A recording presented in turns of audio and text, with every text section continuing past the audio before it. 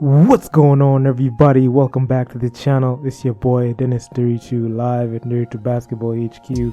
So yeah, I'm back with another video, but this video is pretty different. I'll be doing a through the years for my main man Carson JC3, the baller, the YouTube, the general. And yeah, man, without further ado, man, let's get into it. How you guys doing? This is JC3, the baller of YouTube. Let's go! Alright, this is the week 2 of the JC3 Top 3 Elite Plays of the Week. And at number 1 bot.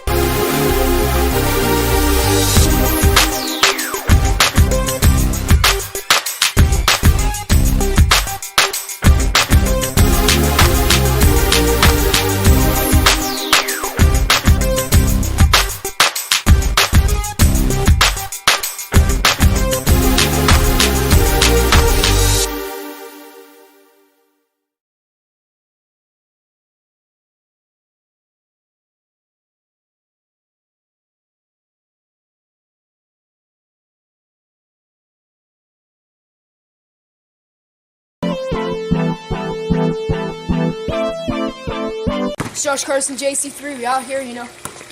Jason Russell. Okay.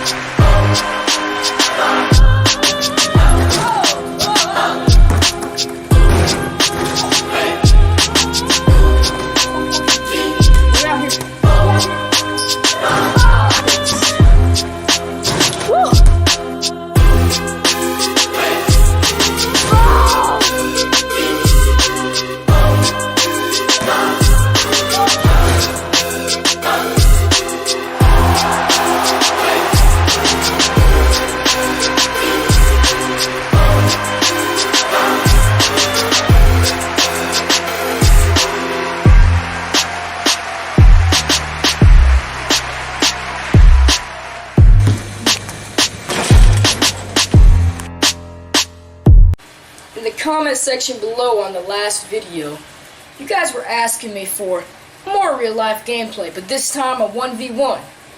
This is a workout in the life, episode 2.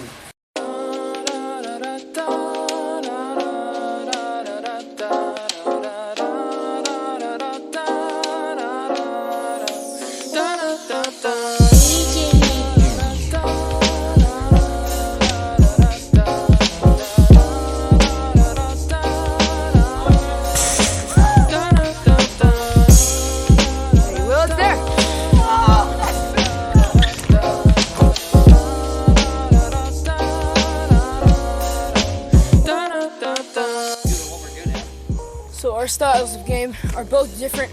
I'm more of a catch and shoot, 3-point shooter. You know, I have the Ray Allen blood in me. And this guy right here, I'm more of a power player. I like driving in, and I like mid-range stuff. I'm much more aggressive down low than I am. Well, I'm not a power forward. I'm a shooting guard or small forward, heck, even a point guard. but he's almost like a Tyreek Evans, Dwayne Wade.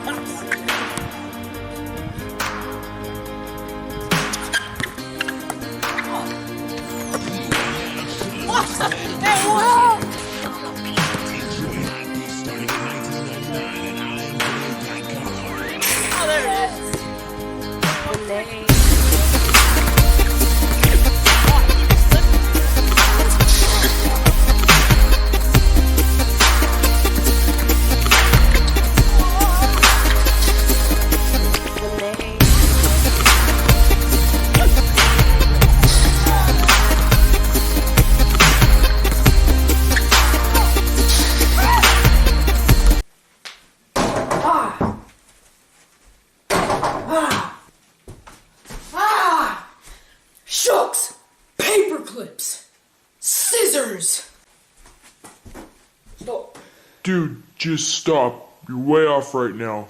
Create a crew. A crew? Yeah, dum-dum. They added it to 2K14 this year. They added it to 2K14? Dude, you're missing all over the place right now. Take my advice. What do you mean I'm missing all over the place? Ha ha. You can thank the imaginary voice later. Okay. You know what I need to do to get my game up is get in a crew. So, Paul JC3 here, the baller of YouTube. 78 comments was the official cutoff for me. I had to pick the winner, and I know I have more than that now, but it was 78. I picked the winner, and all I gotta say is thank you. I don't know what else to say. It's unreal, but we're living it. All the support that you showed on this video was insane. I got something coming up at the end of the video. If you didn't win, you're gonna be able to enter this code in that I have at the end of the video. So this is how I picked the winner. Let's get to the winner first. 78 comments. I put all of them in a raffle. Kind of like a raffle. So you're gonna see right here the number 3, put it in a bin. You see those are all the numbers. And I don't know why I'm wearing a Raiders shirt right here. I guess I just felt bad for them, or, you know, just wanted to be a Bay Area fan. I guess I just felt bad for them because they go through misery. They're fans. If you're a Raiders fan, good for you. But let's go Niners tomorrow. But I was just, you know, going Raiders. Why not? And you know I'm going crazy, just like they do in the black hole. So here we go, you know, I'm just, yeah, get it, baby. Let's go, son. Behind the back moves. Look at those behind the back moves. Oh, I'm getting pumped up. But it's time to get down to business. I know you want to see this. Minute 30 seconds into this video. We're getting to the winner. We're getting to it. I had to do this a special way. You know, I gotta do special things for all of my subscribers and for everyone who watch my videos. I gotta do it special. I can't just do it ordinary. We gotta do it original here at Squad JC3. And you're gonna see the winner is number 20. That may look like a 7, but that is 2-0. I scrolled up 20 from the bottom. And the winner is Takuru. I would like to win the Xbox 360 points, and my favorite moment was when you retired your 2K13 player and made your 2K14 player. That was a good moment, Tay. And pardon me if I butchered your name. You met all the requirements, and I've already sent you the inbox message with your code. Check that now. Congrats, Tay. If you didn't win... So, Paul JC3 here, the baller of YouTube. Gonna be going 5 minutes from the top of the key. See how many threes we can make. Keep in mind, I don't have a rebounder, so I'm gonna get up as many shots as I can within the stretch of the 5 minute span. So here we go. Clock is started. Pure shots, please.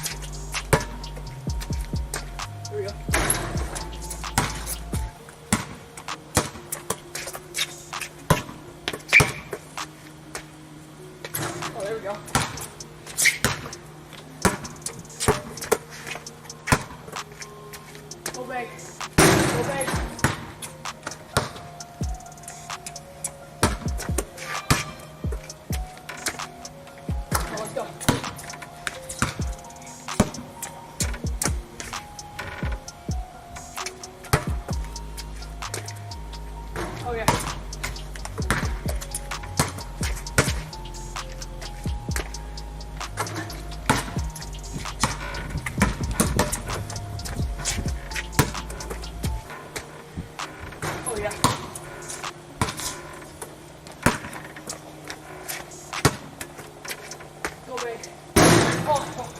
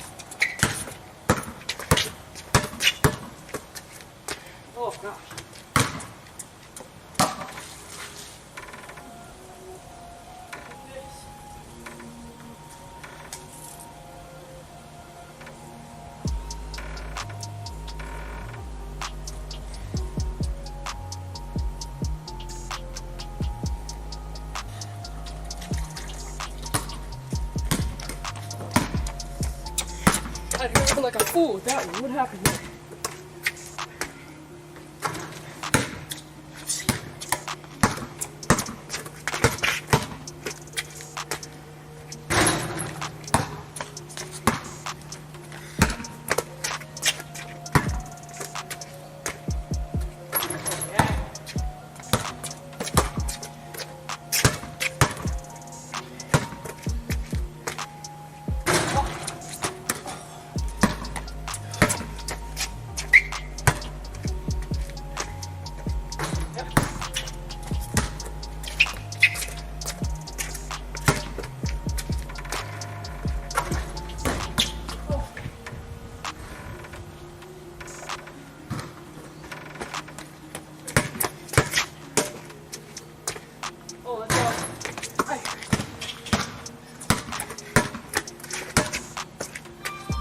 Let's go!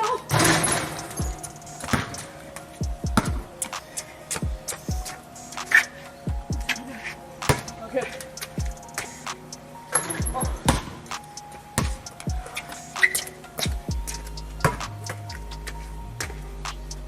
Oh yeah.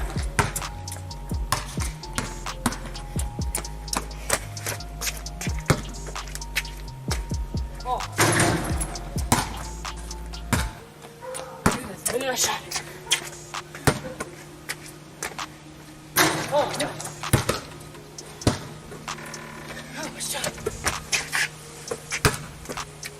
Oh, stretch. Here we go. Here we go. Here we go. Here we go. Here we go.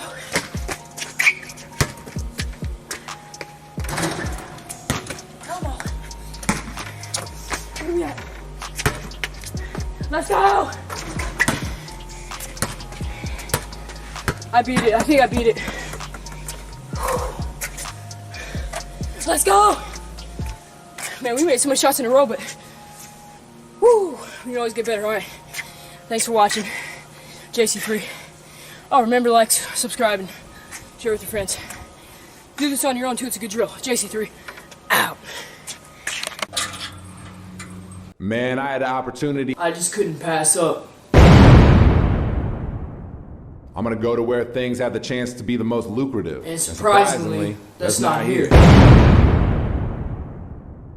I don't even care anyway, man. It's not like I was in this for the camaraderie. The chance to win a title.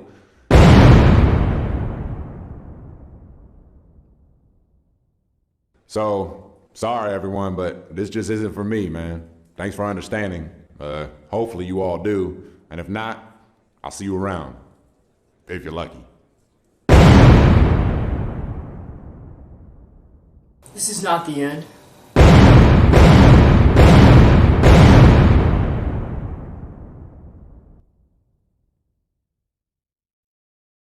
It begins again. So, JC3 here, the bowler of YouTube. There was a new locker code released in week 3 of NBA 2K TV, which is Park Swag. I'm showing it to you right here. Enter that and get a random item. Now this week in the episode, they really focused on the parks. And you can submit your swagged out player to Twitter using hashtag #ParkSwag and possibly get on the next episode of NBA 2K TV. So you know what? I was like, I'm gonna swag out the general. The general needs to swag out for the park and during cutscenes.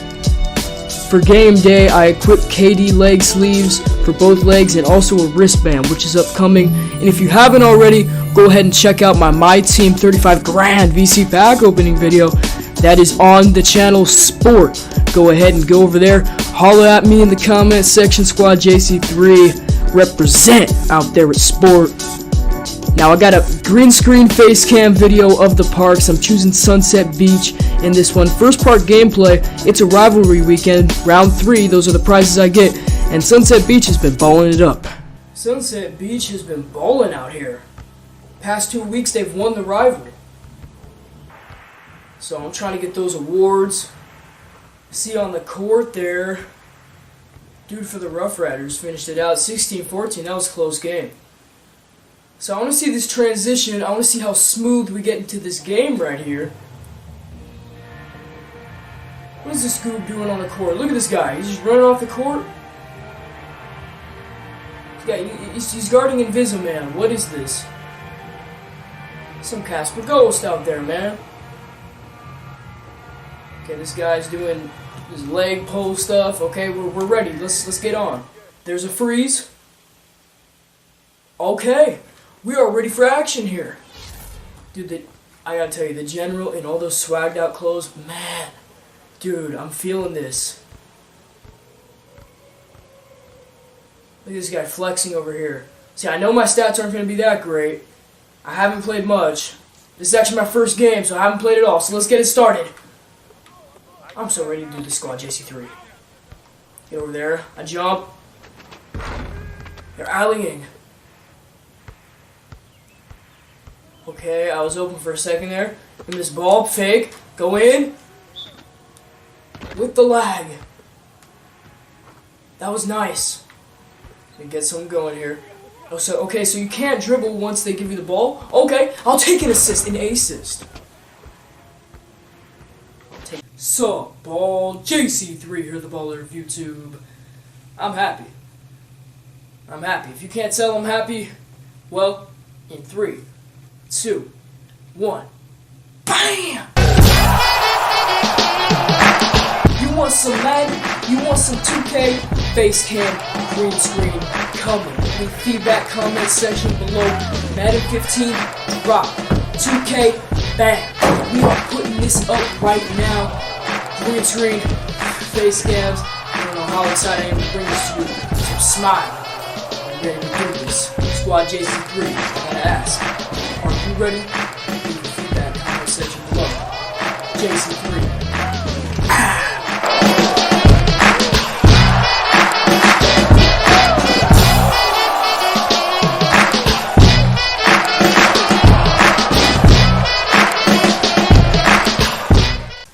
Sup, ball, JC3 here, the baller of YouTube. Hold up. Yes, sir. Yep.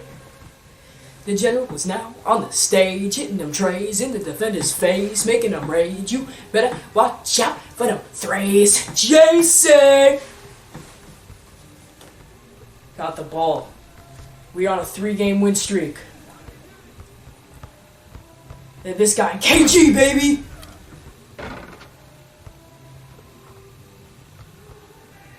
See, that's why we're on that win streak right there. We got that KG guy. Dude, that dude rains threes. But I want to see if I can get into some kind of rhythm here. He's pulling up again. He got it! Let's go! See, one of the keys, you can't freak out here. That's good, D. Uh-huh. What you doing? Here we go. We're running. Okay. Didn't turn out that good. Kicks it out. KG. He got it! It's a 1. They're running. It's alright, you can't freak out. These stage games, they go back and forth. They go back and forth. He finds me. Open for a 3. That rap reigns true. They hit a triple. But hey, you can't freak out, okay? Kicks it out. If this doesn't teach you unselfishness, I don't know what does! Ho ho! 8-7, we got the lead. Man, dude, these 1K games, for 1K VC, these games are so epic. I can't even imagine what 10K is like. And these teach you so much unselfishness. Oh, here's a 3. Oh! Well, that was 1. Alright, I'll take it anyway, though. Yeah, the general right now is heating up. That's good defense. Let's go, we run. Oh, I'm about to do something. Oh! No, don't do it. Don't do it to him, general. Oh, my God! Oh!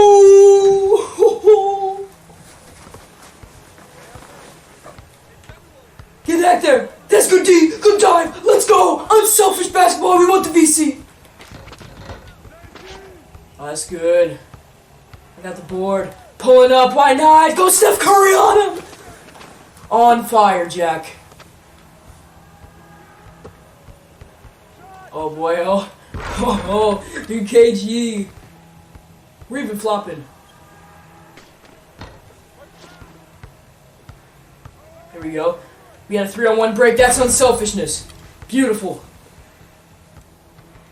All right, I want to play for the. So, JC3 here, the baller of YouTube. Well, it's been a 3-week wait, but it's finally time to reveal where the general went. A lot of support on this video. I gotta give it up to you guys.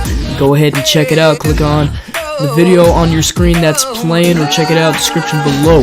That video where you thought the general was going to, but let's get to the decision.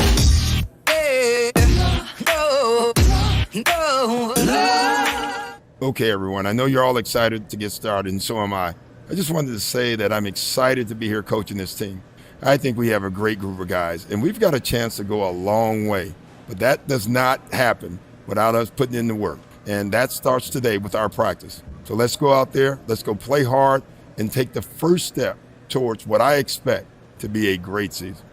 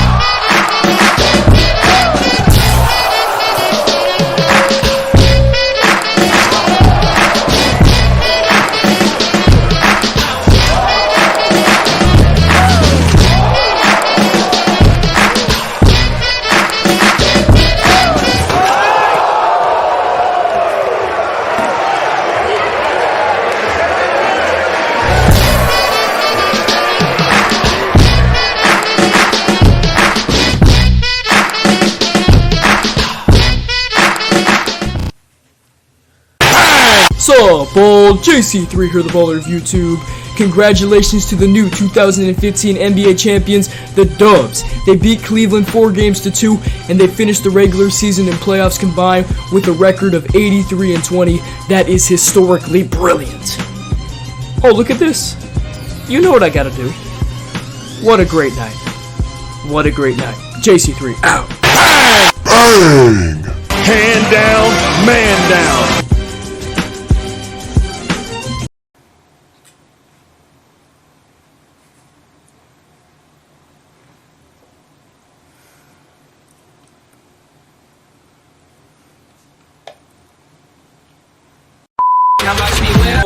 Whoa.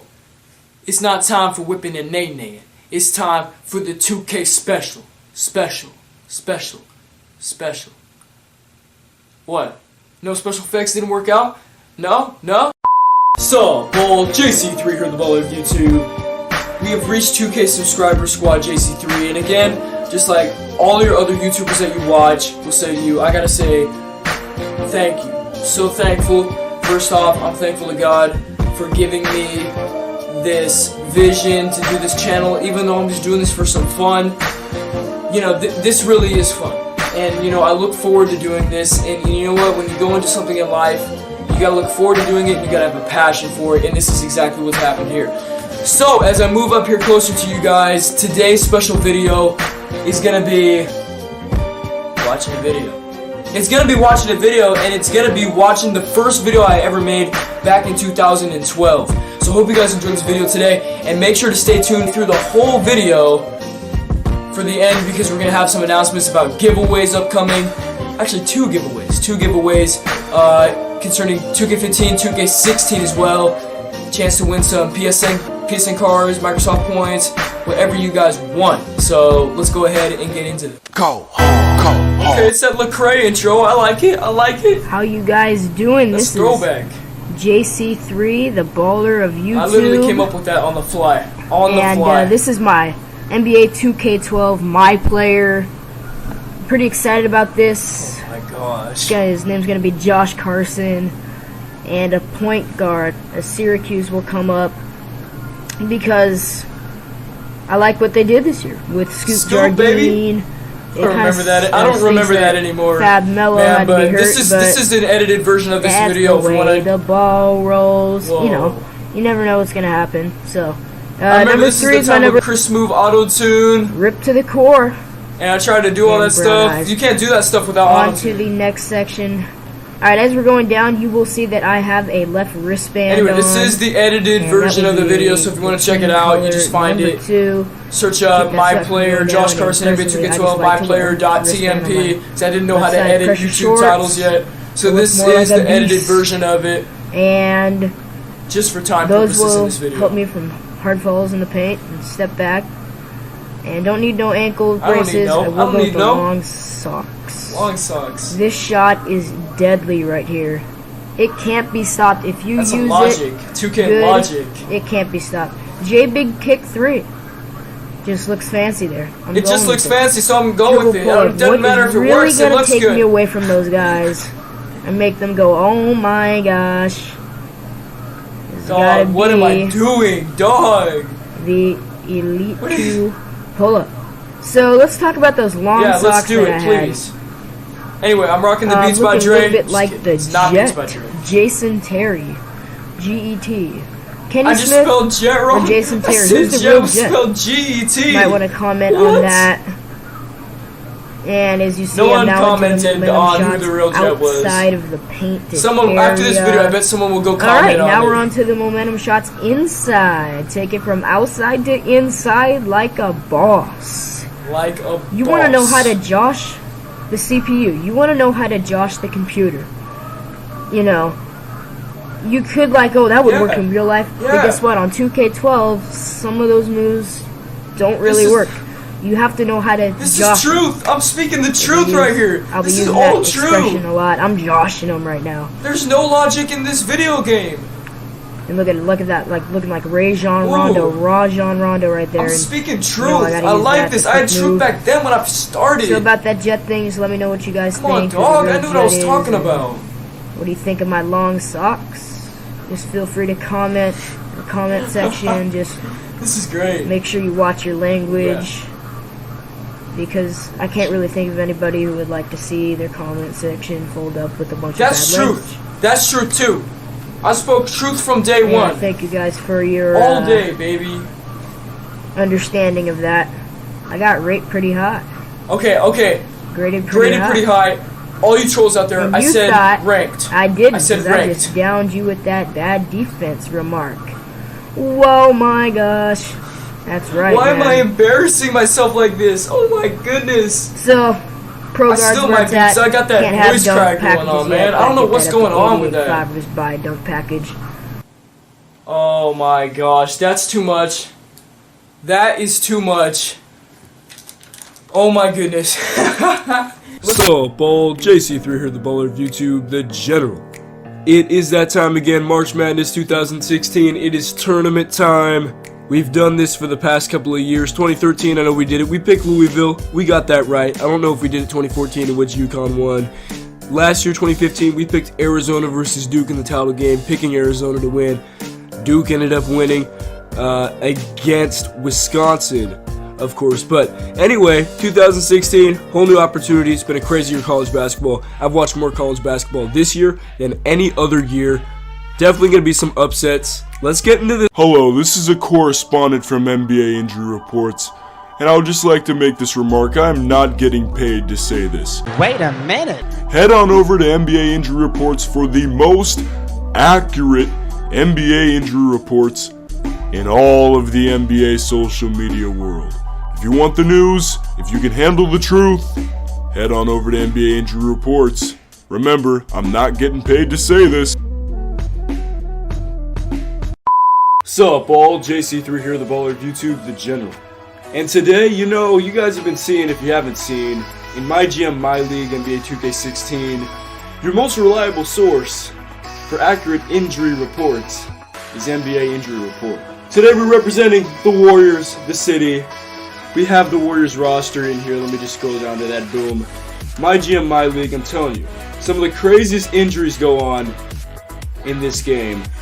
And that is exactly what we're going to be doing today. Like, we're probably going to win the championship, maybe even go 82-0. But all I'm going to be looking at is the injuries, and let's see what they are. Ersan Ilyasova hosting imaginary talk show in apartment, interviewing inanimate objects, set to return against the 76ers. Okay, so this is my new talk show. I'm Ersan Ilyasova. Welcome. Today I have the Samsung remote. And I'd like to ask you a question. How are you doing today? No response. That's what you should expect when you interview inanimate objects. Oh! Okay, Jody Meeks, I just felt like running. What you talking about, Willis? Set to return against the Jazz. Where were you running, son? Where were you running? Down the stairs? Don't trip, that's a $10,000 fine! Why?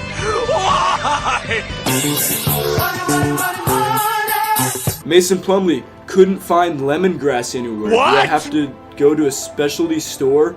Is expected to miss a few days. Yo, Walmart, you got any lemongrass here? Nope. Omer Osik forgot to chip clip the pretzels. Pretzels got soggy. This better be in 2K17. You will lose sales, 2K, if this is not in 2K17. Luis Scola, hole in bucket, doesn't know what to mend it with.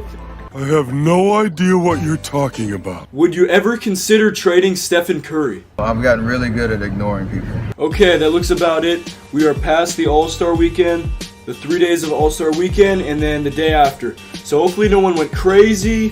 Plenty of injuries over the All-Star Weekend. Josh Richardson hosting call-in therapy show on Seattle area radio station. How do you get injured during a radio show? Interesting Mo question. Williams, how do I know what I perceive as orange is what you perceive as orange? What if my orange is your green? Okay, so we have three different clashing viewpoints. We have Oladipo himself. The Pacers better be ready because I'm coming back from my bruised heel and chomping at the bit to get out there. Hash brown horse sense. Then we have the Oklahoma City Thunder. Victor Oladipo, bruised heel. And then we have NBA Injury Report. Victor Oladipo in another castle. What? So what really happened, Oladipo? Sup, all, JC3 here, the baller of YouTube, the general. Now you clicked on this video because you want to figure out how to face scan yourself as fast as you can into the My NBA 2K17 app so you can jump on NBA 2K17 Prelude tonight, or maybe this is Friday, and you want to get that done as fast as you can, but you also want it to be an effective process and you want your face to look good in the game. Well, I'm going to get it done for you, this video that is, as fast as I can, and it's also going to be effective so you can have an effective face scan. Let's get started. The room is dark. This is not going to be a good face scan. The only light I have right now is coming from my computer screen. And this is exactly what you do not want to do. I got my lights. I got one right up here, and you notice that it's not pointing directly at me. It's kind of pointing straight up behind me. And I know all of you won't have a green screen, but here's another light right over here. Again, not pointing right at me, kind of pointing right above me.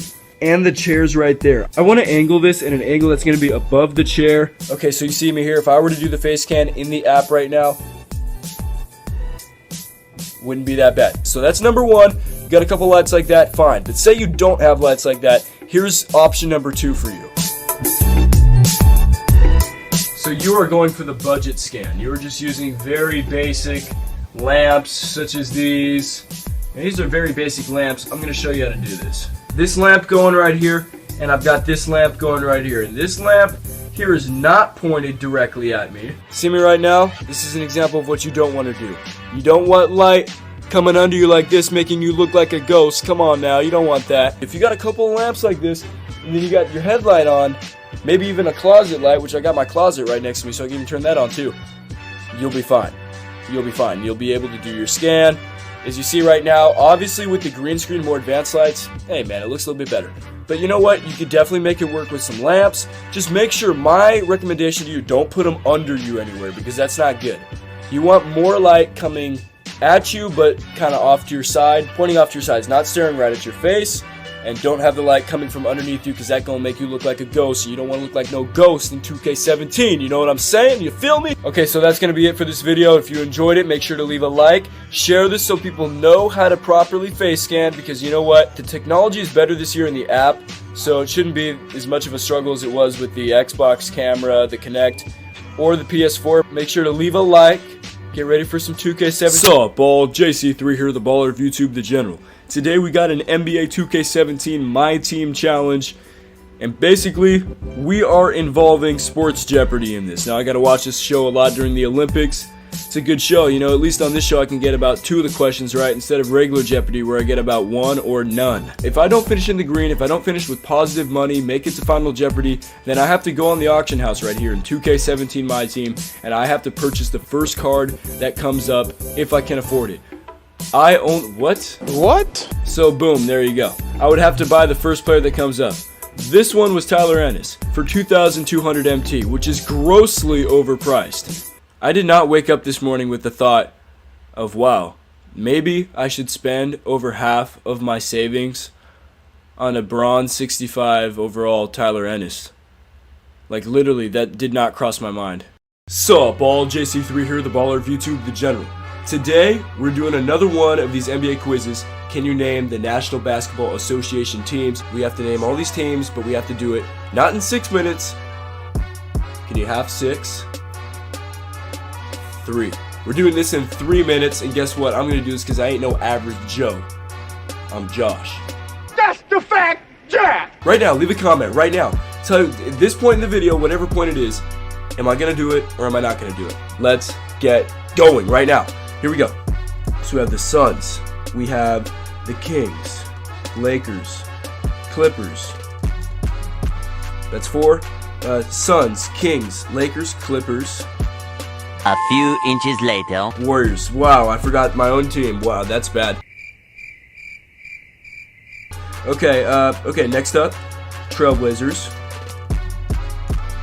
We have the Nuggets. Okay, what am I doing right now? I'm doing Northwest. Trailblazers, Nuggets. Let me try Thunder. They might be in the Southwest, though. Nope, they're Northwest. Thunder, let me just do Pelicans. Let me do Mavericks. Mavericks type. Spurs. Rockets. Okay, so we have 12. I need one more team from the Southwest. Let me think, man. Come on. Oh, I have like an NBA teams thing right up there, right up on my shelf. I'm not going to look at it. I'm not going to cheat. Come on now. Okay, come on. Nuggets, Blazers, Trailblazers, Thunder. Who else plays? So disrespectful. All right, you know what? Let me just go on to the East, Atlantic. So we have the Celtics.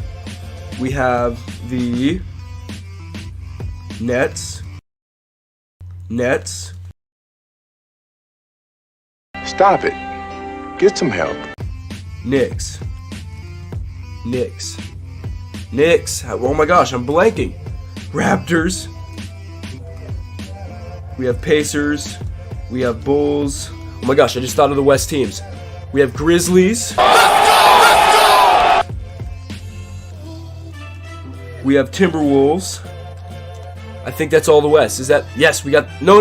There's one more in the Northwest. Okay, maybe I'll think about it. Atlantic, Central. So we have. Who else? Oh my gosh, we got 40 seconds. You know what? Let's clutch this out. Okay, so we got Hornets, Wizards. Who else? Hornets, Wizards, Heat, Magic. Okay. Central. Come on, man. Bulls, Pacers, Cavaliers. Who else plays there? No competition. That's why LeBron goes to the finals every single year. It's over, ladies and gentlemen. Yep. Sorry if I offended some of you out there. Actually, I'm not sorry. I'm 5 teams short. Southeast, I need one more team. I have 5 seconds. And I'm done. 25. Okay, so it's forcing us to give up. Who did I miss? I missed the 76ers. Well, they're not that good, so I'm not surprised. 76ers. Phillies decide to play defense against themselves. Charge! Oh, this kid. I saw that. Utah Jazz. Yeah, you know what? They're not really relevant on my map. Detroit Pistons, Milwaukee Bucks, and the Atlanta Hawks. If you did this, you let me know what you got in the comments down below. Subscribe. Look, turn on those notifications. Get ready. I'm going to have more videos coming out soon. Hope you enjoyed. Thumbs this video up. JC3. Ow. Sup, all? JC3 here, the baller of YouTube, the general. Welcome to Topic Tackle. R-E-L-A-X.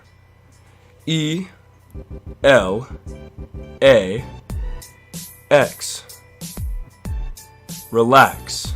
I know that's Aaron Rodgers' thing, but I'm stealing it for today.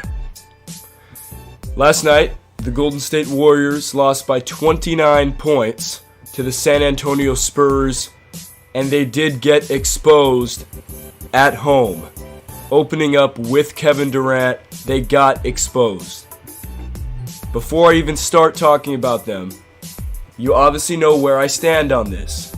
I'm wearing a Curry shirt. I am a Warriors fan. If you want to test me on it, you can watch my videos. You can type in the comments. I'll answer your questions. And I'm going to be as real as I possibly can be on them. The Golden State Warriors. Now, I've heard from people out there saying that, oh, don't tell me that it's only one game. You know, don't tell me that, you know, making excuses. That is not an excuse. Let me ask you a question. Is the NBA season, NBA playoffs, NBA finals won in game 1 of 82 in the regular season? I don't hear an answer. Oh, it's no. Yes. They did get their weakness exposed, and the Warriors' weakness, especially against, and you know what? Their weakness is not going to show up every game in the regular season. Sup, all? JC3 here, the baller of YouTube, the general. Welcome to Topic Tackle. Russell Westbrook is playing against the Golden State Warriors Thursday night at Oracle, and you better believe he's going to have a field day. To my dismay, Russell Westbrook will have a field day against the Golden State Warriors, and here's why. It's a wide open lane.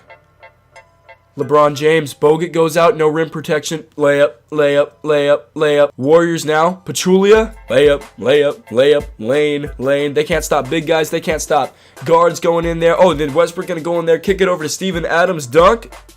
Westbrook will have a triple-double. He will have at least 30 points. I believe Kevin Durant will match him, not with a triple-double, but he'll have 30 or more. I think the Golden State Warriors are going to win this game in the end because Kevin Durant's not going to let it happen. Alright, Kevin Durant's not going to lose to Russell Westbrook. Do you imagine how Twitter's going to be after that if that happens? Oh boy, I better just take my account off there. The Warriors, if they want any chance of winning this game, they got to have a big-time game from Kevin Durant, 30 or more from Curry. Clay's got to pop for 20 or more. You got to have Draymond Green going 20 for more. You can't have him airballing and doing all that nonsense. You can't have him talk. Just play your game. I believe the Warriors are going to win this game in the end, but Russell Westbrook, who's going to stop Russell Westbrook? Curry can't stay in front of him. Russell Westbrook can't guard Curry. It's just like it's back and forth. Back and forth, back and forth. You're going to have Russell Westbrook down the lane, Pachulia, foul. West come in, foul. They got to keep their man in front as much as possible. You have to back off Russell Westbrook a little bit. Don't play him straight up. Back off a little bit. If he's going to beat you, let him beat you with jumpers. But if not, if you're going to play him straight up on him, and expect the help defense to come there. It's going to be foul, foul, foul all day long. Russell Westbrook's going to have a field day. He's going to shoot at least 15 to 20 free throws in this game. It's going to be a very good game. You let me know what your predictions are in the comments down below. Do you think Russell Westbrook's going to go off, and in which way? Do you think he's going to be jacking threes, hitting threes, or do you think he's just going to go field day down the lane like I do? I mean, I think it could very well happen. It probably will happen. If there's anything NBA-wise you want me to talk about, leave it in the comments down below. And if it's good enough, I could very well make a video about it. Hope you enjoyed. JC3, out. Sup, all? JC3 here, the baller of YouTube, the general. Welcome to Topic Tackle. Now, I know you've probably heard a lot of videos on Klay Thompson's 60 points and might be becoming a little bit oversaturated at this point, so this video isn't going to just be why didn't they leave him in, or my thoughts about it, or another reaction. It's going to be some of the facts that you might not have known from Klay Thompson's historic 60-point outing against the Pacers last night, or whenever you're watching this. Monday night, December 5th, 2016, alright? So here we go. Let's start with the first half. Before tonight, the last 40-point first half was Kobe versus MJ and the Wizards in 2003. Klay Thompson had 40 in the first half. I watched the entire first half. If it wasn't for school, I would have watched the whole game because that's how amazing it was. Okay, second, Klay ended up with 60, and Klay Thompson's 60 points are the most points through 3 quarters since Kobe had 62 in 2005. Kobe had 62 in 3 quarters. Klay Thompson had 60 in 29 minutes. Klay Thompson is the only player to ever score 60 points in under 30 minutes. So, in a way, it was actually more impressive than Kobe's 62 in 3 because he played more than 30 minutes, obviously. And Klay Thompson had it in 29 minutes. And then, of course, some fool had to put the 3-1 on here. The 60 minus the 29 minutes is 31. We blew a 3-1 lead. But to a quick point about Klay, should he have been in, whatever, that's exactly why. That right there. Not because of some picture on Twitter, but exactly that. The message within the picture. 3-1 lead. Okay, at the end of last season, they expended all that energy to try to get the 73 wins and all of these records. And Steve Kerr saying records for what? What did it get us? And Klay Thompson getting 80 points last night, yeah, it would have been crazy for him, but what does it do for the team? They were already blowing the team out. Worst case scenario, something happens to him on the court. I mean, it's just not worth it, okay? What matters more? End of the season, and that's what Kerr communicated to his players last night by pulling Klay out. What matters is we want this championship. Records were last year. This year, it's all about getting the ring, and 3-1 will be history. Now, this is the craziest stat out of all of them. Listen to this. Wilt Chamberlain had 100 points in 48 minutes. That's 2.08 points per minute. Klay had 60 points in 29 minutes, 2.07 points per minute. The pace is unreal. Think about this. Klay was 0.01, which is like virtually nothing, but it's not. 0.01 is something. Points off of Wilt Chamberlain's pace in the most points that anyone has ever scored in an NBA game ever, 100 points. So Klay, literally, if you would have played him for the full 48 minutes, that's what Wilt played right there, I just saw it, 48 minutes, then, oh my goodness. I mean, he would be at what? I don't want to do that math, but he'd either be at 100 or 99. I'm telling you, crazy. The last stat of this video, he did this on 11 dribbles. And people are saying too that, oh, you know, he had all the superstars set him up. I think that's more impressive. Not taking anything away from Kobe Bryant, but he had Smush Parker, Kwame Brown, and I don't even know who else on his team. So for him to get that 62, it's like, yeah, I got to get the 62 to keep us in the game. Yeah, I got to get the 62 so we have a chance of winning this game. But when you're on a team with all these superstars, yeah, they're setting you up, but you have less margin for error. Kobe, he could have missed his first 10 shots of that game and kept shooting, you know? He didn't have a KD to go to. He didn't have a Steph to go to. But if Klay starts out cold, which he was not last night, but say Klay starts out cold, he's probably not going to get as much shots for the rest of the game because he doesn't have to. Because you got Steph, because you got KD. So I actually think it's more impressive to do it with the superstars on your team as Klay did. Hope you enjoyed this Topic Tackle. Got those stats for y'all today. Let me know what you think in the comments down below. We'll have more Topic Tackle coming out soon. I also want to say thank you so much for 4,000 subscribers and for supporting the Topic Tackles. You know, I started this because I really wanted to bring sports talk to the channel, and the support has been incredible. Thank you so much. We're going to keep this up for all of you out there watching the videos. Thank you so much for supporting and subscribing. And with that, I say make sure to share this video, like this video, and keep up the support. We'll have more topic tackles coming out soon. Hope you enjoy JC3. Ow! So, I had a birthday recently, and my friends got me a troll gift. They got me this LeBron jersey right here. Okay, and they said, I told them, if Cleveland wins the game, I will wear this for a live stream. Sorry about that. Sorry about that. It's time to break this baby out right here. This is the one. This right here. Stop hating on this man. Stop it. Hold up. Objectivity, let me throw it out the window for a good minute, and then I'll get back to analysis.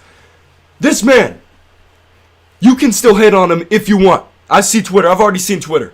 People going, why? Kevin, why'd you have to do this? Why did you have to?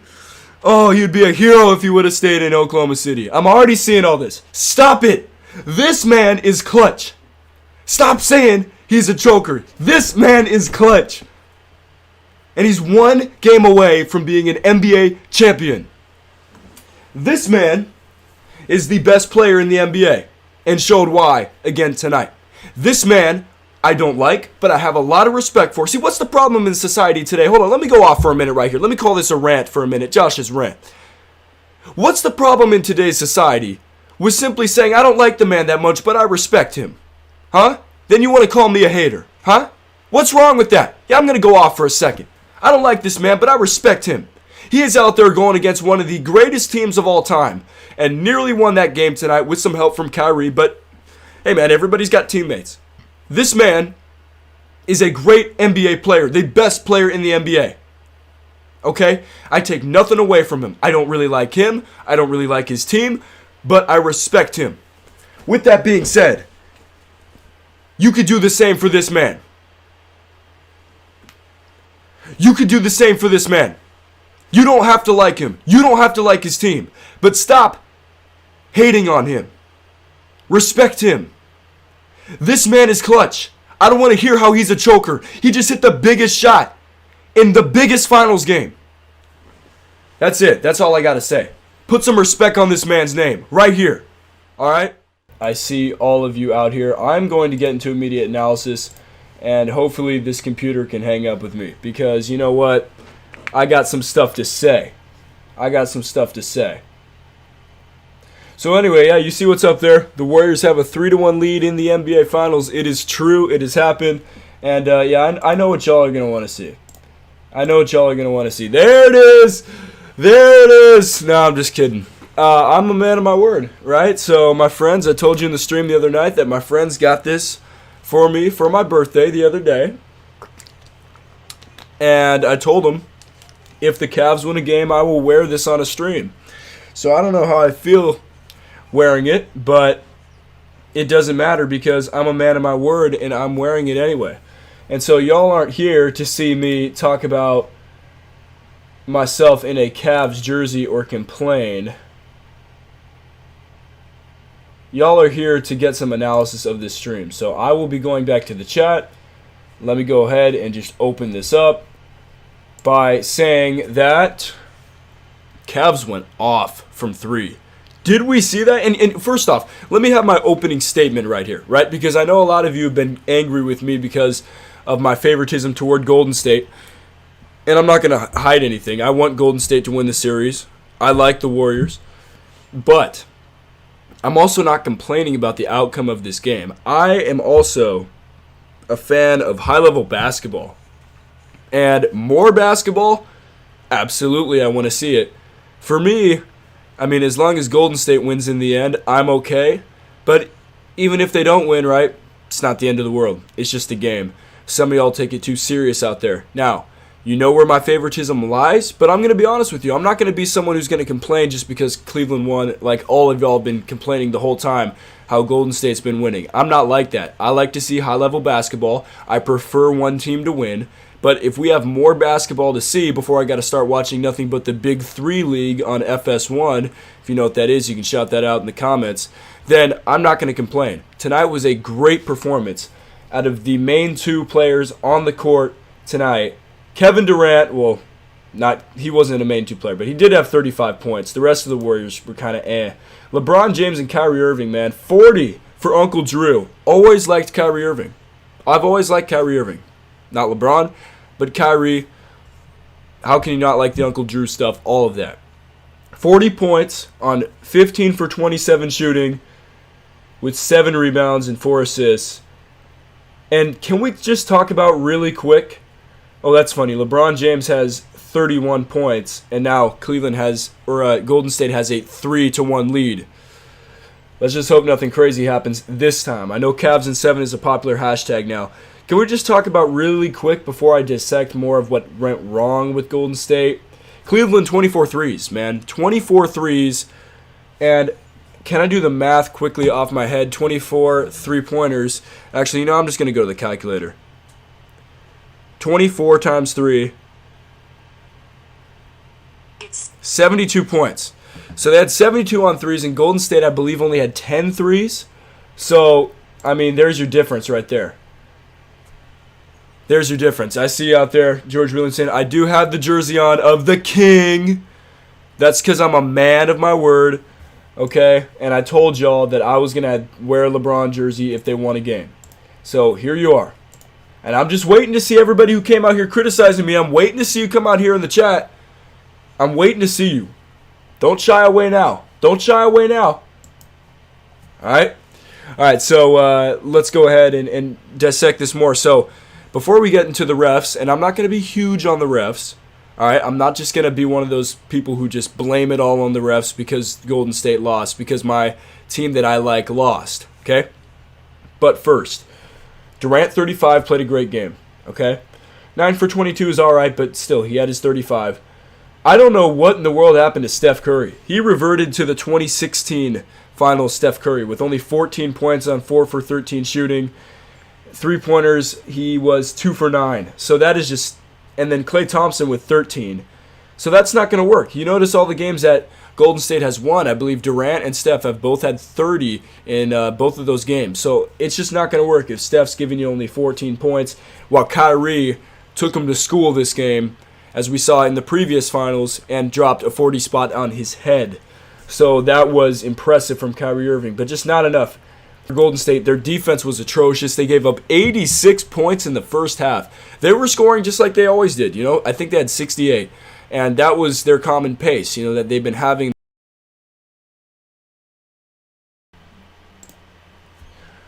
Yo, what's up, YouTube? Wow. Welcome to NBA Finals Game 5 reaction live stream right here. Josh Carson JC3. We just capped off a great finals. Competitive games too. I mean, that game was down to the wire. Game 3 down to the wire. The first 2 weren't as much. Game 4 was a Cavs blowout, and tonight we get the Warriors taking it in 5 games, and the first team to win a championship on their home court since 2014. Spurs won in 5 games over the Miami Heat. And this man right here took home the Finals MVP. And I said there could be 3 possible storylines to this finals before this even started. Number 1, LeBron wins and he's in conversation, serious conversation for the GOAT. Number 2, Golden State wins, but KD is not a real contributor. It was evident throughout this finals that was not going to happen. They were not going to win unless he was a big-time contributor. And number 3, Kevin Durant, I said outplays LeBron. I think they pretty much played each other to a draw. Kevin Durant wins NBA Finals MVP. And now, as that Nike commercial, if you haven't seen that Nike commercial, you got to see it. Because at the end it says, debate this. When a player wins a championship, man, whether you like that player or not, he has proven something to the world. And Kevin Durant, I even tweeted him. I don't expect him to see it, but I even tweeted him, you're an NBA champion. You're an NBA champion. LeBron James went through the same thing in Miami. A lot of people hating on him for his decision, make a super team, all that. They think it's weak, all that. But guess what? When you win that championship, your play does the talking, and it shuts everyone up. And that's what Golden State has done. Like them or not, they won it. I don't have a lot of statistical analysis. All I know is Kevin Durant for this series, 35.6 points per game on 56% field goal shooting and 47% three-point shooting. That is insane. Insane. I mean, oh my goodness. Now, for the rest of this, LeBron James was brilliant yet again, averaging a triple-double in the NBA Finals. Props to LeBron James. Played a great series. He's just that type of player. He kept competing to the end. And I don't want to hear the comparisons to Michael Jordan anymore, and that's not in a negative way. He's just not Jordan. Not in a negative way. He's just different than Jordan. His legacy is just going to look a lot different. Made it to more finals, lost finals, but at the same time carried two different teams to finals. He's the first player to average a triple-double in finals with 33.6, 12, and 10. He is an all-time great player. Definitely, I believe, top 5 all-time. So I got to give credit to where credit is due. LeBron James. Give credit to Kyrie Irving. I think his back was kind of hurting him at the end there. But regardless, tonight is for one team and one player. Kevin Durant, Finals MVP. Debate this. Debate this. Wow. Well, you know what? This team set out at the beginning of the season. It was championship or bust for this team. And that was it. That was it. If Kevin Durant and the Warriors lost all summer, hearing nothing but just bashing them. Like LeBron 2011, it would have been a whole lot worse. Because this team, I feel like that LeBron team was pretty hated. But this team, I mean, Twitter, full of people just going for Cleveland because they want an underdog. I get it. And I might be in the minority in the world specter in terms of rooting for this team because generally I would like to root for an underdog if I have no rooting interest. But I am a Warriors fan, and of course I'm glad that they won. And I'm coming to you live now a little bit later than I normally do because I wanted to, watch the ceremony after and all that. And it's just good for this guy, Kevin Durant, man. You know what? He made a decision for his life regardless of what anybody else told him to do. He made a decision to go to this team, and he knew that only one thing could satisfy his goal and shut people up, and it was this championship. There's still going to be some people getting on him for joining this team, and, well, it's not legitimate, and, well, why couldn't you have done this with OKC and all this? But, in the end, it doesn't really matter. What matters is, do you have a ring or you don't? Because that's what Dr. J said in the commercial, right? That finals commercial that's been airing, In the end, it doesn't matter who you're playing with, who you're playing for. You either got a ring or you don't. And that's it, man. Kevin Durant. I mean, just think of those numbers, man. LeBron James with the triple-double. Great numbers, right? And I give it to him. But Kevin Durant playing on the winning team, playing on this team he was able to fit into this system so seamlessly. He has no ego. He's a player that likes to spread the ball around, swing the ball. He's a perfect, just like, you want to talk about egocentric? Now think of the exact opposite. He has no ego, no agenda, nothing. He just goes on that team, humble, lets his play do the talking. And in the end, 56% from the field. You know what's impressive is why I'm talking about this guy. Not only because his team won, and whoa, look at that mic. Whoa. So, JC3 here, the baller of YouTube, the general. Welcome to Topic Tackle. My take for today is on how Giannis can make history as a foreign player in the near future. The Greek Freak will be taking on LeBron James Friday night, and even if you're watching this after the game, I believe the message will still hold true. Thank you for the continued support on the past couple of videos. Currently working on more interesting topics to bring to y'all, so if you want more of these videos going forward, then give this video a thumbs up and leave your feedback in the comments down below. I'm thinking there will be some pretty strong opinions on this one. In the history of the NBA, there have been a few players that fans have viewed as the greatest player in the world for a specific stretch of time. Players like Bill Russell or Wilt Chamberlain for their eras, then to Larry Bird or Magic Johnson, then to Michael Jordan, then to Kobe or LeBron, and now primarily LeBron, although some will argue Kevin Durant. With James in his 15th NBA season and approaching 33 years old, questions have started to rise of what the future of the league will look like without him. He is the face of the NBA and a polarizing figure. Most people either love him or hate him. Although the next best player in the world probably won't be as polarizing as James, he'll still be insanely athletic and dominant. That player is none other than Bucks rising star forward Giannis Antetokounmpo, aka the Greek Freak. And if he does claim this title, he'll make history as the first foreign player considered to be the best player in the world. Now, some of you will say that Hakeem already had this title for the 2 years after Jordan retired the first time, but after looking into this, fans still knew that Jordan was the best, even though he retired early. Before I explain more about why I believe that Giannis will take over the best player in the world title, I'll explain why I excluded other possible candidates. Say LeBron plays 5 more years, putting him at 20 for his career, and hypothetically is still considered the best player in the world until he retires, which isn't entirely impossible because he has been immune to injuries his whole career. Where does that put the players in the rest of the league? Kevin Durant will be 34 years old in 2022, and while he could still be one of the best players in the world, the fans are going to want to give that label to someone younger because they'll get to see that younger player for more upcoming years. Karl Anthony Towns is another possible candidate to claim this title and has said that he believes he will receive it with time, but really, it hasn't been since the 60s and 70s that a big man has been considered the universal best player in the world. I know Cat is a stretch big, but I don't see him having the appeal that a forward or guard can have, which has to exclude him from the conversation. A forward or guard will also have the ball in their hands more often on the wing. Looking at this quote from Towns, timing plays a large part into a player being considered the best. Will Minnesota be in serious contention for a title in 5 years compared to Milwaukee? I give Milwaukee a better chance because of the weaker Eastern Conference, which will still be inferior to the West in 2022. It's not like KD, Steph, Lillard, or James Harden are retiring in 5 years,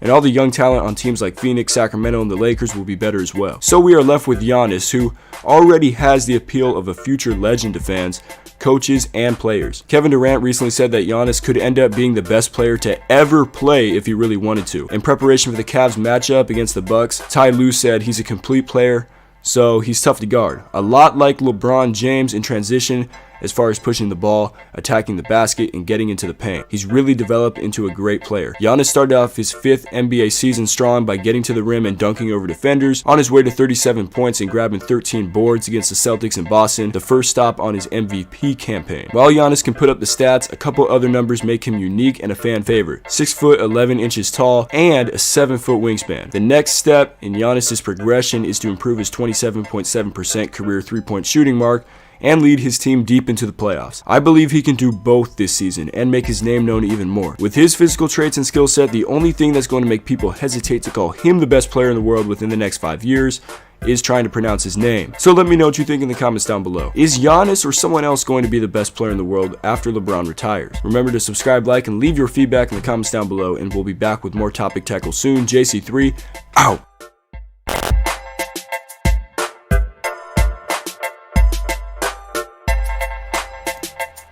Alright. What's up, all? JC3 here, the baller of YouTube, the general. Welcome to Topic Tackle. And here we are, just about a year later, with the news that a lot of you would probably think you'd be hearing again. There was some hope for those of you that didn't want this to happen with the Houston Rockets, but they let you down. The Cavs getting swept in the NBA Finals.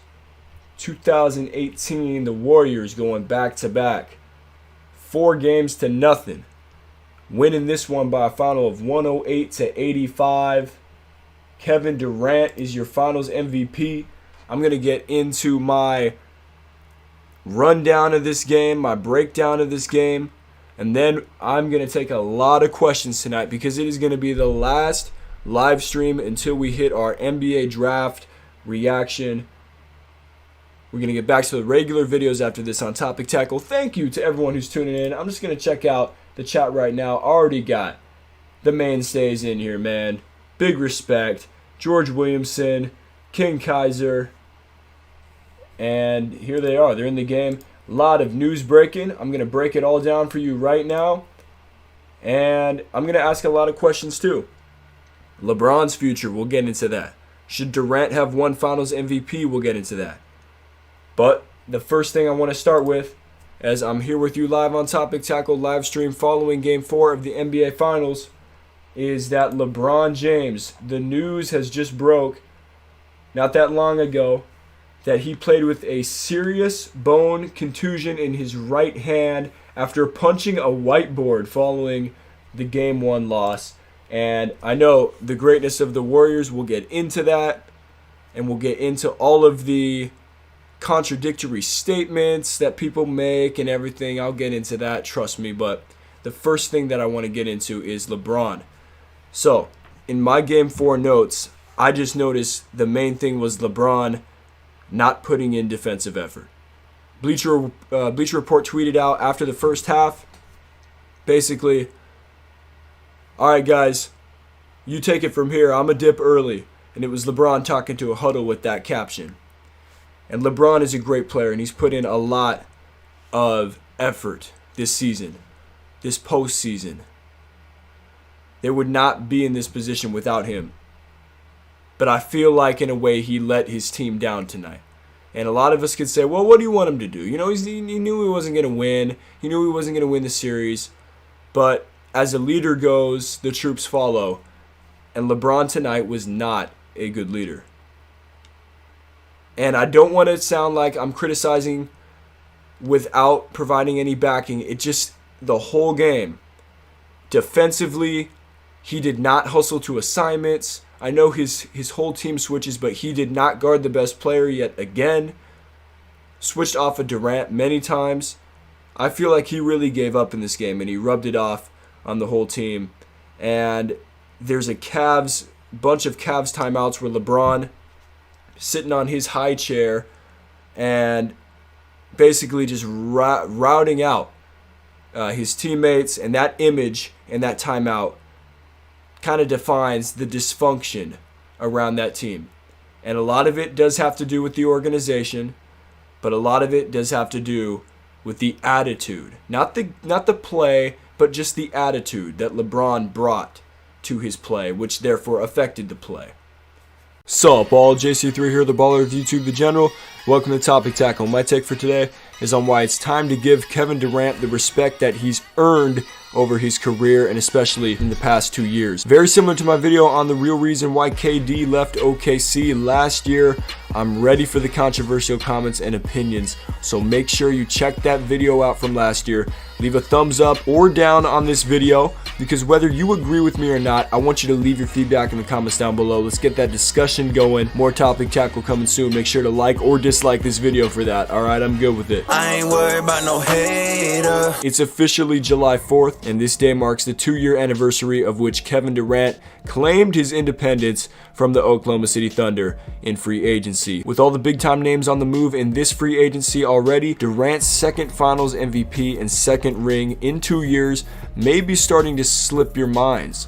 So allow me to remind you of this. To all of you out there who enjoy watching great basketball, let's get something clear. We respect MJ and Kobe for their winning mentalities, and LeBron for his will to push past limits that should have sent him home early in his postseason career. I'm constantly being told to respect greatness. Like, how could you not be wowed by Russell Westbrook's athleticism? Look at the great young stars coming up in the league. I'm not naive. There is a common enemy to many NBA fans. It's the Golden State Warriors. Yet, I'm told to respect greatness, but hate a team and a certain player on that team for joining it and literally showcasing greatness? Do you realize that a lot of you keep saying the same thing? Like the Browns' Myles Garrett, who said this a few weeks back. Like, what? There's a legal definition of the word respect, meaning agree to recognize and abide by. And it's time to agree to recognize and abide by the fact that Durant, two-time champion who's gone about performing at the highest level while facing the biggest amounts of criticism, coming on top both times. As he described on Kimmel, Durant is bold enough to face the noise and deliver. No, I think a lot of players might be afraid to come play for us. That backlash is a lot, you know.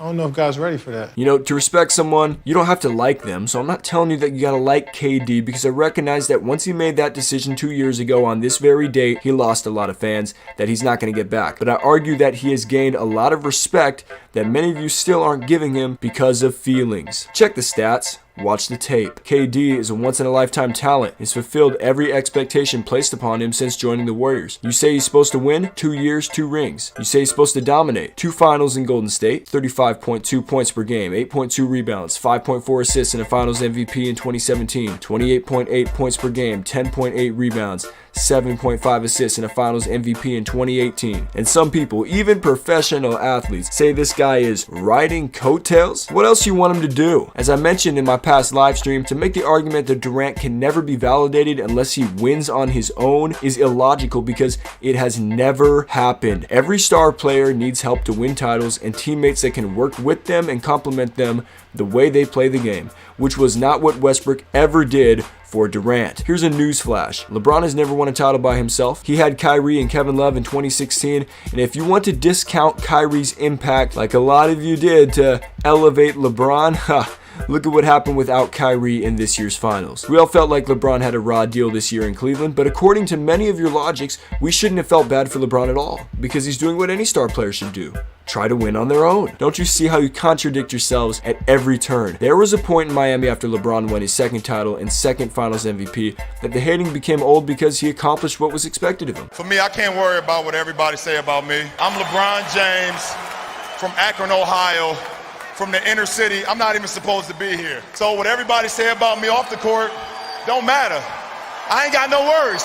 That time has come for Kevin Durant. The hate, snake comments, riding coattails, that's all just meaningless noise now. By the way, game 3 of these finals totally debunks that Durant rides coattails after he won that game pretty much single-handedly. And I didn't forget your main rebuttal. He joined the team that beat him, so he can never be validated. He did join the team that beat him once in the playoffs, but he joined it to overcome an even greater force, LeBron James. And wait, this is the same strategy that LeBron himself employed in 2010 when he joined together with 2 other stars to overcome an even greater force, the Boston Celtics. It's easy to go along with the popular opinion, but it's hard to take a step back and say, I'm watching one of the most physically and fundamentally talented players of all time, so instead of waiting for his retirement to recognize the great basketball player that he is, I'm going to acknowledge that now. You can discredit greatness all you want. At the end of the day, KD has just played 2 of the greatest finals ever. He's not stopping anytime soon. So let me know what you think in the comments down below. Has Durant done enough to earn the respect of fans? Remember to subscribe, like, and leave your feedback comments down below. We'll be back with more Topic Tackle soon. JC3 out.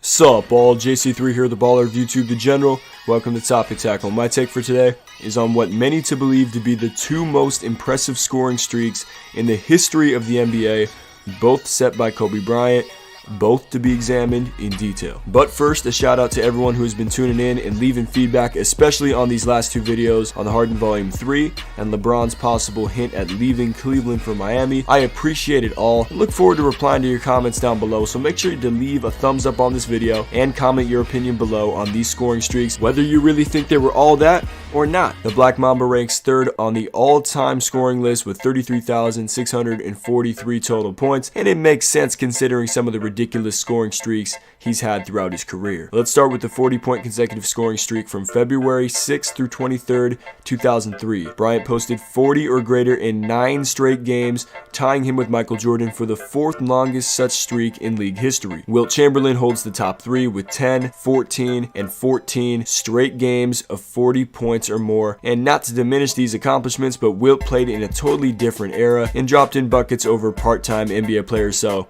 that's that. Back to Bryant's streak, which was the same number of games as Jordan's, but greater in that during this streak, Kobe averaged 44 points per game compared to MJ's 41.6, and the Lakers also went 7-2 during the stretch. His best games came at Denver on a home-and-home back-to-back, where he dropped 51 points in 31 minutes. That's 1.65 points per minute. Game 6 of the streak saw the Lakers attempting to rebound from back-to-back losses, and Bryant aided in that effort, dropping 52 points in a double overtime win without Shaq. There were some close calls as well. Bryant had 40 in Game 5 against the Knicks, another 40 in Game 7 at the Jazz, and another 40 in Game 8 against the Trailblazers, where he hit a running jumper within the final 10 seconds to keep the streak alive. Looking at this feat in context, it may be the most impressive 40-point consecutive streak ever. The Lakers were missing Shaq 3 out of the 9 games, and yet Bryant still managed to propel them to 7-2. This was also the season after the Lakers' 3 previous titles, and with all that wear and tear, Bryant showed no signs of slowing down. Although Kobe had some off games throughout the streak, he still managed to get at least 40, and not garbage buckets either. Tough fall-away jumpers and shots off the dribble. But wait, we're not done, because Kobe accomplished something even greater a few years later. From March 16th to 23rd, 2007, Kobe became the only player to score 50 or more points in 4 straight games. This feat put him behind only, go ahead and guess, Wilt Chamberlain for most consecutive 50-point games. Chamberlain dropped 50 or more in 7,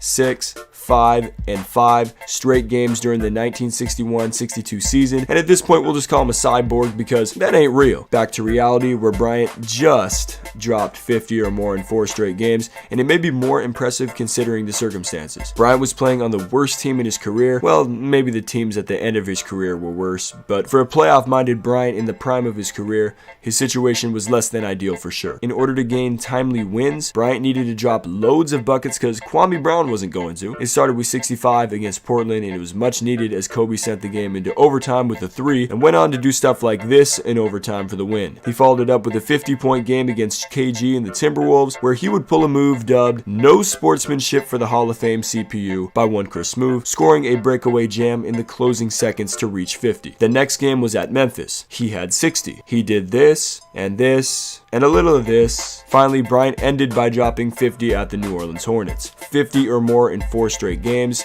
and 4 W's. I don't think we understand how hard this is to accomplish at any level, and in the NBA it's rare, bar none. But it makes sense considering Bryant's insane work ethic and specific workouts mentioned in his new book, The Mamba Mentality, How I Play. Great read, I recommend it. He could run for days due to sprinting workouts that gradually decreased rest time between sprints, and it showed. This was just crazy stamina to score, run, and score again relentlessly. So let me know what you think in the comments down below. Are Kobe's 40 and 50 point consecutive streaks the most impressive scoring streaks ever? Remember to subscribe, like, leave your feedback, comments down below. We'll be back with more Topic Tackle coming soon. JC3 out. Sup all, JC3 here, the baller of YouTube, the general. Welcome to Real Talk, and today we're tackling the topic of your questions, why I do this, and how faith influences everything. Let's get straight into it.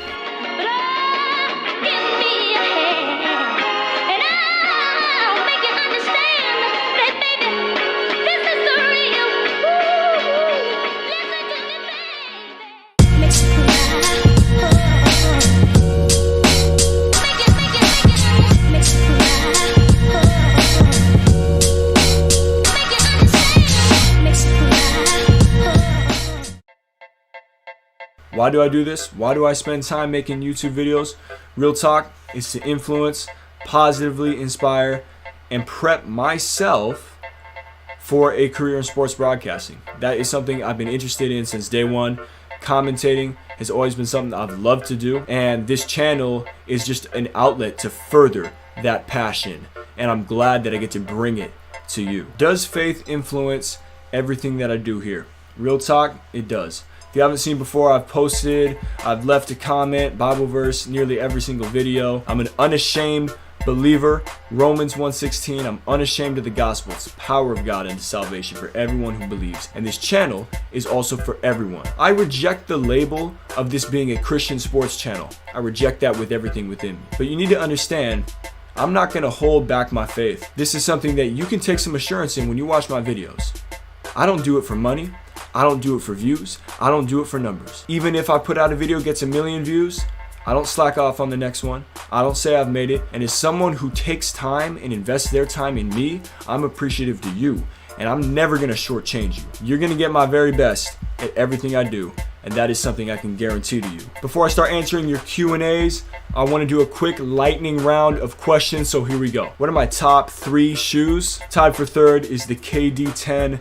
Of course I did a video on this shoe. It's what KD wore all throughout the Western Conference Finals and 2018 NBA Finals last postseason. And we got the Jordan 11 Space Jam 2016 Retro 45 on the heel. Number 2, the KD4 scoring titles. Now the bandwagon people would say that this is a Golden State colorway, but KD had this in 2012 in Oklahoma City when he got another scoring title added to his repertoire. And finally, number 1, this is my grail, Kobe 7 All-Star Galaxy. Who is my favorite basketball player? Kevin Durant, Steph Curry. Who is my favorite music artist? Lecrae. Look, I was created to make a statement of sentence the earth on its mission, trying to make a way from my siblings, brothers and sisters who drinking. I started listening to Lecrae when I was 10 years old, and I've been rocking with him ever since. He's the first rapper that I ever listened to. If you haven't checked him out, you need to go listen to him because he's got the lyricism and he's got the flow just like all your other favorite artists, and the message is what really matters, and he has it there. So go ahead. If you haven't checked out Lecrae, you need to go check him out. Alright, I want to get into some of your questions and answers. This is what I put up on Stories Community tab a week ago. Thank you to everybody who submitted, and I'm getting to all your questions. Let's go. We got Preston Walter. What has been your favorite YouTube video to make? Also, happy holidays, my man. If you didn't know, PWalt21, him and I go way back. When I used to do gaming videos, I did a bunch of videos with him back in the day. Probably my favorite video to make, though, real talk, has got to be the video I did on Shaq versus Hakeem. How Shaq was not intimidated by Hakeem because I slipped in this God comment and it set this comment section on fire. Kind of made me happy because, hey, we started a discussion. All right, next up we got Abraham Munario asks a great question. How did you become a person of faith? This is basically my testimony. I'll make it real quick. I don't have any crazy story like I was on drugs or something like that. I just realized when I was about 7 years old, I was in a church, they gave an altar call, and I didn't really even feel myself put my hand up. I just responded to it like it was just meant to be. And so basically at that moment, I just realized, hey, I've done wrong, and there is perfection, and that perfection is what the Word of God says and says to do, and I have broken that. And the only remedy I have to make me right is Jesus Christ, His love, His mercy, His grace. And so that's the reason I pledge my life to Him. And all we have to do is say, Lord, I'm surrendering my life to you. I believe in you. And we have a chance to live beyond this life, which is short. I mean, we could live 80 years. Some people live 50. Some people live 20. Some people don't even live to 10 years. But that's a real hope. All right, we got Angel Perez. Why did you start making NBA content? That's a very good question. I switched over at about the end of 2016. I started to distance myself and move away from NBA 2K. There really wasn't anything new to do. It was kind of dying, honestly. Like the type of videos you can make. Like I'm going to do a my career. I'm going to do a my team. It's the same thing every single year. I'm grateful for everybody that came along board for the 2K. And now I'm just going to take that to another level and let's bring this thing to real life. Let's bring this thing from virtual reality to reality. And I know I lost some people in that. It was a risk, but I'm so glad that I took that because we've gained even more people. We've got a much more interactive community. Demboy VL, why don't you show your subs? Dan McKeever, how many subscribers do you have? The reason why I hit it, I think I hit it around 5,000 to 10,000 subscribers. It was motivation really for me. And I said, I'm going to grind as hard as I can. I'm really just like going to not look at the numbers. I mean, these people, they spend time to watch your videos. You give them the content regardless of the numbers. And so really that was my mindset. In no way by me hiding the numbers says I don't appreciate you. If anything, it says I appreciate you more because I'm not focused on that number. I'm focused on the content. Lally8H, if you're starting an NBA team, Doncic or Simmons? I'm going to go with Doncic. Lally8H, Russell or Kyrie? Russell is amazing at the end of the day too, but I'm going to go with Kyrie. Champion, clutch, and he's proven it in the biggest stage. I mean, he's the best ball handler in the NBA. All right, that's going to do it for Real Talk. Thank you for submitting all your questions, for sitting through and listening to just a little bit about me personally, and I look forward to bringing you so much more content in this new year. That's it, JC3, out. All right. What's good, people? JC3 here. Welcome to Topic Tackle. NBA Finals Game 6 live stream, the Los Angeles Lakers. First of all, before I even look at my notes, go over the monologue, send out the Zoom link, everything that I do. Appreciate y'all for being here. And the 2020 NBA season, I'm about to use the buzzword, so forgive me. The unprecedented. And I only do this because just I feel like I hear that so much, right? It really is unprecedented. Season has come to an end, and really in a fashion that kind of sums up this year. Blowout, Laker win, but regardless, series turned out to be a lot more competitive than we thought. In a shout out to the LA Lakers. Everybody on that roster, of course, the notables, LeBron James, Anthony Davis. We'll go over all the numbers. We'll go over all the accomplishments, everything like that. But a shout out to them. Obviously, the main goal, the title of this video, for Kobe, and they got it done. And, I've made it noted in the past that, my goal is to be professional, unbiased, reporter, and I've made it noted in the past. I'm not the biggest LeBron James fan, Just because, you know, throughout his career, I've just tended to like the teams that he's gone up against, right? More. Like, I wanted to see players overcome the force that is LeBron James. But I give the man his props. And I said way earlier in the year, I said, look, if the Lakers rally and they pull this thing off and they really do this for Kobe, I got no problem with them winning a championship. So you're not going to hear slander here. This is a channel where we appreciate greatness regardless of our, you know, whether I favor Kevin Durant over LeBron. And we'll get into all of that from next year's finals matchup, everything. Just for what it is right there, you see in the background, he's one of the guys, man. He's one of the guys. He's arguably second greatest player of all times. I see Philly Willie out here. I have no words. Congrats, Lakers. Absolutely. Absolutely. Well, I hope you have some words, Philly Willie, because I want you on the Zoom tonight. All right? Let me get this finals background up there. But just a shout out, you know, Nike put out that commercial of winning and losing. And you can't stop LA. That just came out. You know how they do with their Nike athletes in the finals who win. They put out kind of an emotionally charged commercial every year. This one, they had the piano in it and the organs. I love gospel. So it's like that thing already got me. But it's like they did lose so much this year. Not only in the tragic passing of Kobe, but Anthony Davis was injured. COVID. Then you go to, I shouldn't have said that. Maybe YouTube will block the video. The virus. Maybe that's, I'm using all the buzzwords. But anyway, you know, just everything they had gone through this year to reach the bubble. And look, there ain't no asterisk by this championship. All right, they earned this through and through. You know what I actually thought was a little bit, not necessarily funny, but just kind of interesting thing to note. So this game technically, Game 6 would have technically been in Miami. So 3 of LeBron's championships have now come on Miami's home court and had something to do with Miami. 2012, they closed out in 5 against the Thunder. 2013, 7 against the Spurs on their home court. And now this year, technically would have been on Miami's home court. It happened in Florida either way. So, you know, there's a little something there right there. All right, I'm already seeing y'all in the chat here. I appreciate y'all being out here. So I'm going to get the Zoom thing going really soon here. But let me go through this monologue really quick for y'all. And then I'm going to go ahead and send out the Zoom link, and we're going to get this going. So much to note tonight because there's a whole series to sum up. But, you know, we'll take care of it in the Zoom, talking about the future, what we expect from the NBA next year, matchups, everything like that. But the notables tonight is that Goran Dragic, he was listed as active, and he checked into the game with 1:09 to play in the first. So the dude's a warrior. Just the fact that he was able to walk, let alone play on a torn plantar fascia, much respect, and rest up this offseason. Get well, get healthy, because Miami's got a team in the future for sure. You know, Caruso, he started instead of Dwight Howard. That was able to move Anthony Davis to the 5. And I was talking about this with Philip on the last live stream.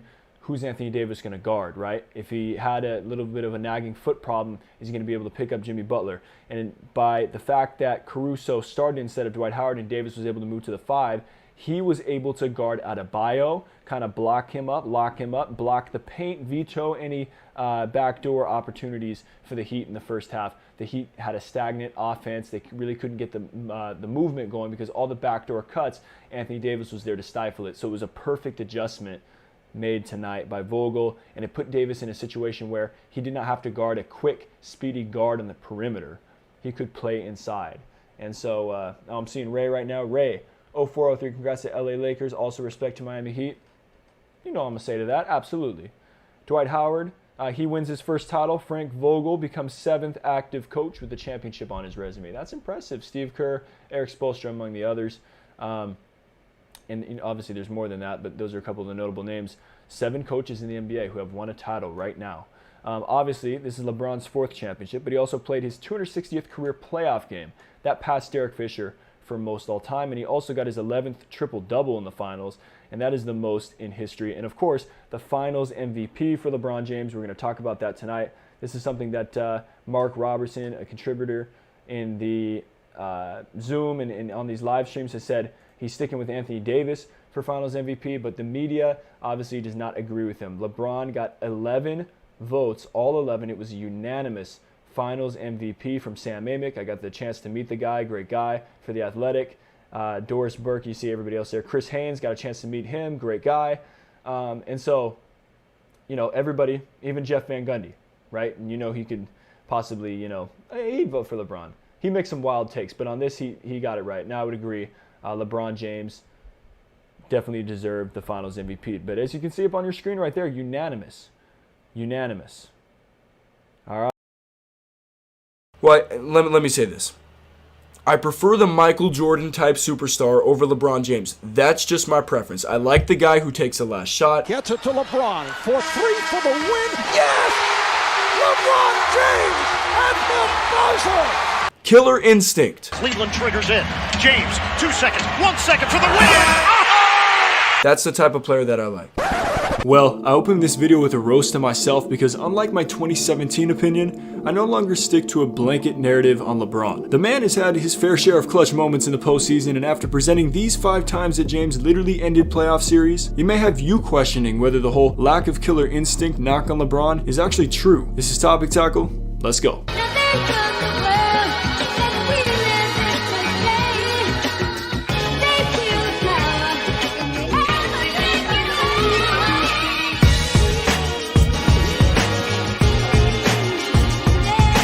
What's good, people? JC3 here, and before we get going today, I want to shout out Dan McKeever for being the first person to pick up some Topic Tackle merch. After nearly 8 years of producing content on YouTube, I finally decided to release merch, so if you want to support my efforts on here, links to the Volume 1 collection are below this video. It was certainly easy to say that LeBron lacked killer instinct when he scored not 1, not 2, not 3, not 4, not 5, not 6, not 7, but 8 points in Game 4 of the 2011 NBA Finals en route to being upset by the Mavs 4-2. His chance to redeem himself came in 2012, and the Heat were already slided to begin these finals as Vegas oddmakers favored the Thunder to open the series. KD and Westbrook were 23 years old each, and Harden was 22. They were going up against an apex prime LeBron at 27, Bosh at 27, and Wade at 30. The 2011 Finals meltdown loomed over the Heat, and after Game 1, a 105-94 Thunder win in which KD dropped 36, wasn't looking much better. Game 2 was pivotal. With the 2-3-2 format, a Thunder win guaranteed that they would return to OKC for Game 6 if necessary. Miami jumped out to an early 18-2 lead and led big for most of the game. The Thunder made a run in the fourth, cutting the deficit to as little as 2. But the ensuing Heat victory was in large part thanks to James, who in the final 5 minutes scored 6 points, and his biggest play actually came after a miss. With 12.3 seconds left, Durant caught the ball in the inbound with a chance to tie. James was out of position. He had to scramble back into the play. He avoided the foul and bothered Durant's shot just enough that the attempt fell short. And after securing the rebound, James calmly stepped to the line and nailed 2, making it a perfect 12 for 12 on the night from the stripe. The whole series shifted. The Heat were able to win in 5 on their home court. With clutch plays, LeBron effectively ended the Thunder's chance of returning to OKC, where they were 9-0 before Game 2. For number 4 on the list, we don't have to look that far into the past. Games 6 and 7 of the 2018 Eastern Conference Finals were 2 of the most memorable refuse-to-lose games I've ever watched LeBron James play. Down 3-2, James posted 46 with 2 step-back threes from virtually the same spot on the wing in clutch time to tie the series. And remember, this is a guy who had the supporting cast of J.R. Smith, Jeff Green, George Hill, Kyle Korver, and Tristan Thompson. It was like 2007 all over again in 2018. Even though the Celtics were without Kyrie, LeBron's Cavs shouldn't have won this series. After Tatum yammed on James in the fourth quarter of Game 7, it was over for Boston. From that moment on, LeBron scored 6, dished an assist to Hill that pretty much sealed it. 35 points, 15 assists, and 9 rebounds in Game 7 to end the series. Now, LeBron showed glimpses of having a killer instinct before the 2011 Finals nightmare that officially woke him up. The most notable of these glimpses was Game 5 of the 2007 Eastern Conference Finals. The Cavs had just won 2 straight games at home to even the series with the Detroit Pistons, and they needed to win at least 1 game in Detroit to mathematically win the series. So LeBron decided to do something that still seems mathematically impossible when you consider the odds of it ever happening again. Now, green on the play-by-play sheet means a made basket. Cleveland, or should I say LeBron, is on the left and Detroit is on the right. From the 2:17 mark in the fourth quarter until the final made basket in double overtime, LeBron scored every point for the Cavs, totaling 25 straight points against the second best defensive team in the league by points per game allowed. Yeah, a 22-year-old LeBron dropped 48 points, including 25 straight, on the defending Eastern Conference champions in their house to take a 3-2 lead back to Cleveland, in which the Cavs would close. And this was his supporting cast. Number 2 on the list involves a game that is widespread considered the greatest game that James has ever played. I mean, do I even have to explain this? I won't, actually. Here's what LeBron had to say about it. My mentality was like, if we lose, Pat Riley may break us all up.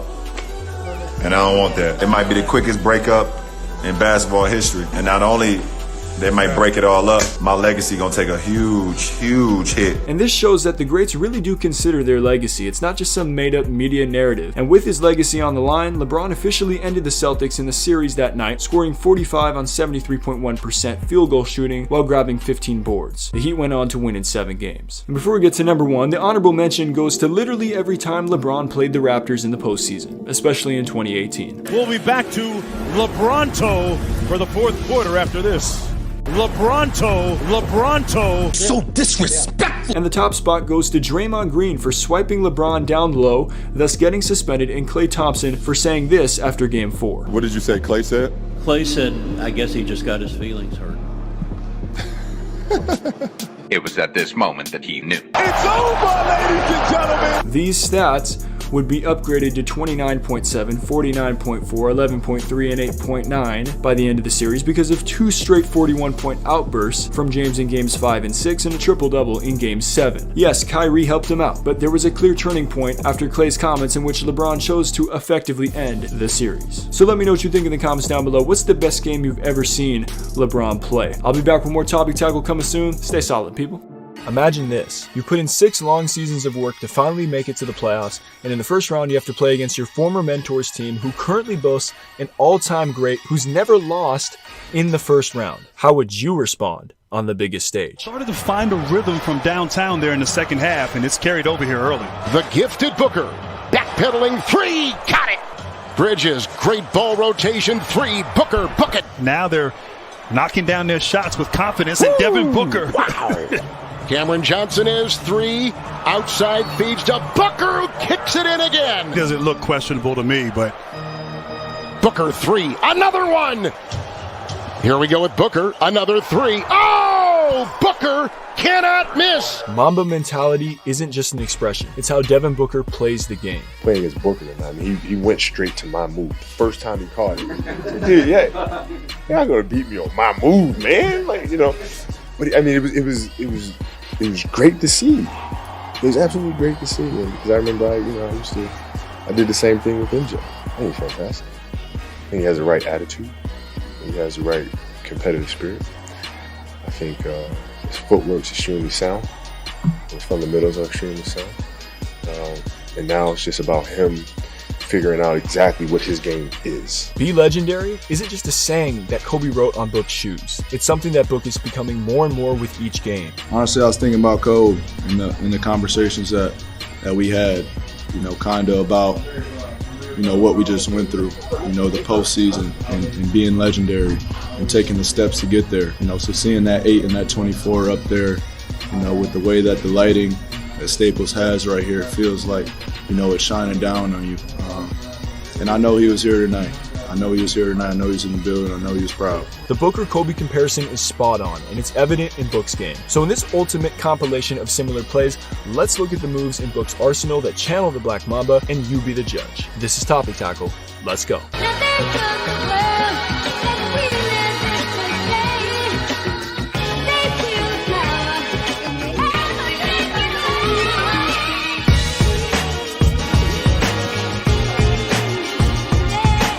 Let's begin by comparing some fadeaway jumpers between the two. Now, this is one of Booker's most memorable plays of his entire career in the seeding games in the bubble last year against the Clippers. He hits the fadeaway. Now, he goes and spins to the left shoulder on this play. Look at that contest by Paul George. It's crazy that he even got that off, but the elevation on that, I mean, that's poetry right there, people. That is poetry, the mid-range jumper fadeaway. And Kobe, this is a play that I use in the Kobe Tatum signature moves comparison video. You can go ahead and watch that one. It'll be in the description below and the pinned comment. But Kobe in this one hits him with the shimmy. Booker does the full spin, but it's about from the same spot, elbow area, over the stretched out defense. And how about that? Just a great play and a similar play between the two. And then Booker in Game 6. 47-point performance against the Lakers. Catches one dribble, goes to the right spin, right shoulder spin, baseline jumper. Kobe right here takes a couple more dribbles and does a shimmy, but a similar move. You see Booker with the rise up over multiple defenders right there, knocks it down. Kobe in the West Finals 2009 against Denver drops that one in as well. And then this is the recent Game 3 against Denver. I saw this play and I said, it's going in this video. And of course, Kobe has a similar play.